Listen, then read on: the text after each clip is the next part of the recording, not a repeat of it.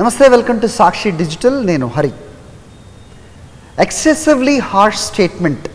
So ఈ పదం నేను ఎందుకు మాట్లాడుతున్నానంటే, కేంద్రం సుప్రీంకోర్టులో వేసిన ఒక అఫిడవిట్లో ఇంతకంటే కఠినంగా ఆ పదాన్ని తీసుకునే విధంగా ప్రస్తుతం ఉన్న ఒక పరిస్థితి.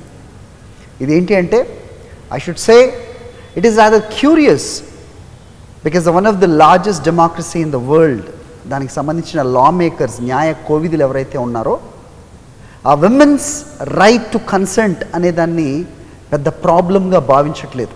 అంటే మ్యారేజ్ అంటే వివాహంలో అంగీకారం లేకుండా సెక్స్ జరిగినట్టయితే కనుక దానికి నేరపూరితంగా దాన్ని ఒక క్రిమినల్ చర్యగా, నేరపూరితమైన ఒక చర్యగా దాన్ని భావించక్కర్లేదు అని కేంద్రం వేసిన ఒక అఫిడవిట్లో పేర్కొనటం ప్రస్తుతం ఇప్పుడు విస్మయానికి గురి చేస్తోంది.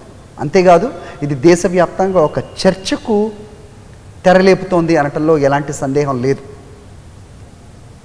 ఒకవైపు కేంద్రం చెప్తోంది మహిళలు అలాగే చిన్నపిల్లల రక్షణకు, అంటే చిల్డ్రన్ సేఫ్టీకి మేము కట్టుబడి ఉన్నాం, వాళ్ళ సేఫ్టీ కోసం చట్టాలను కూడా తెస్తున్నాం అంటూనే, ఇక్కడ ఈ మ్యారేజ్కి సంబంధించింది అలాగే వివాహం తర్వాత 4 గదుల మధ్య జరిగే ఈ చర్య ఏదైతే ఉందో, దీనికి విమెన్ కన్సెంట్ అక్కర్లేనంత మాత్రాన ఏదో వాళ్ళ రైట్స్ అన్నీ కూడా మనం కాల రాయట్లేదు. ఇది కేవలం ఒక కన్సెంట్ని లేకపోతే ఇద్దరి మధ్య ఉన్న ఒక అభిప్రాయ భేదంగానే చూడాల్సిన అవసరం ఉంది అంటూ భావిస్తోంది కేంద్రం. ఈ రకంగా అఫిడవిట్లో వేసింది.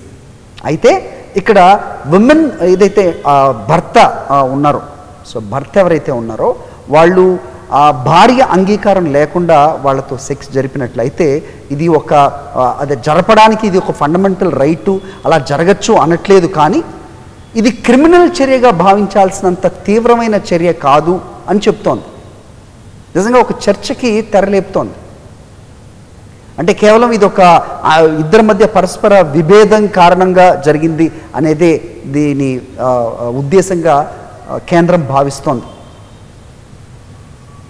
అంతేకాకుండా దీన్ని ఎలాబరేటివ్ చేస్తే కనుక, ఎలాబరేట్గా మాట్లాడితే కనుక, ఇది ఈ రకంగా మన మ్యారేజ్లో అంటే వివాహ సంబంధంలో ఇలాంటి రేప్ అంటే గనక, ఆ రకంగా ఇది విడాకులకి దారితీస్తే గనక సొసైటీకి ఒక రాంగ్ మెసేజ్ వెళ్తుందా అనే విధంగా దీని పరమార్థం ఉన్నట్టుగా చాలామంది చూస్తూ ఉన్నారు.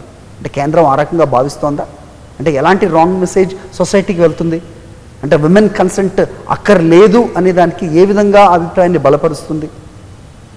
మన భారతదేశం నిజంగా విమెన్కి అలాగే చిన్నపిల్లలకి, చిల్డ్రన్కి రక్షణ కల్పించడంలో నిజంగా మనం మాట్లాడుతున్నంత అగ్రెసివ్గా ముందు ఉన్నామా?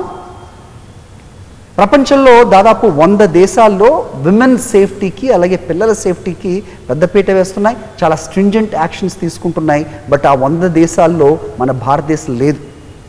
ఇక్కడ డూబియస్ స్టాండర్డ్స్ అని చెప్పొచ్చు ఖచ్చితంగా. ఎందుకంటే మన పొరుగునే ఉన్న ఆఫ్ఘనిస్తాన్లో ఏ రకంగా అయితే ఉమెన్ అంటే మహిళల హక్కులు ఎలా కాల రాయబడుతున్నాయో, మెరిల్ స్ట్రీప్ అనే రచయిత యుఎన్లో ఒక స్పీచ్ ఇచ్చారు. అంటే cats have more rights than women అనే ఒక పరుషమైన, ఒక తీవ్రమైన, ఒక బలమైన వ్యాఖ్య చేశారు ఆమె. దానికి ఏమాత్రం తీసిపోని విధంగా ఒక డూబియస్ స్టాండర్డ్స్ మనం అవలంబిస్తున్నాం అనే దానికి ప్రస్తుతం ఈ వ్యాఖ్య కానీ లేకపోతే జరగబోతున్న చర్చ కానీ దారితీస్తుంది అనడంలో ఎలాంటి సందేహం లేదు. ఇది ఒక సీరియస్ ఇష్యూగా చూడాల్సిన అవసరం ఉంది. మ్యారేజ్లో అయినా సరే విమెన్ కన్సెంట్ అనేది ఆమె యొక్క హక్కు అనే దాన్ని ప్రస్తుతం కాల రాస్తున్నామా అనే ఒక అనుమానాలకి తావిస్తుంది ప్రస్తుతం ఈ చర్చ. మరి చూద్దాం, ఇది ముందుగా న్యాయ కోవిదులు ఇది ఇంకా చర్చిస్తారా, లేదంటే దీన్ని ఒక ఆర్డర్గా పాస్ చేస్తారా చూడాల్సిన అవసరం ఉంది. ఎందుకంటే ఇక్కడ మ్యారేజ్లో జరిగే ఈ చర్యను, దీనికి ఏదైతే సెక్షన్స్ కానీ లేకపోతే శిక్షలు కానీ అమలవుతాయో, ఒక రేప్లో ఏవైతే అమలవుతాయో, ప్రస్తుతం మ్యారేజ్లో ఇలాంటి అంగీకారం లేని సెక్స్కి మాత్రం అలాంటి చర్యలు వర్తించవు, అలాంటి క్రిమినల్ చర్యలు వర్తించవు అనే విధంగా ఉన్న ప్రస్తుత పరిస్థితుల్లో ఖచ్చితంగా ఒక చర్చకైతే దారితీస్తుంది. చర్చ జరగాల్సిన అవసరం ఉంది. ఈ చట్టాలు కానీ లేకపోతే ఇలాంటి అభిప్రాయాలు కానీ మారాల్సిన అవసరం ఉంది అనేది మాత్రం ఖచ్చితంగా చెప్పచ్చు. Let's hope the outcome it comes favorable to the women of our country. which is called a largest democracy in the world. Let's wait and watch. Thank you for watching.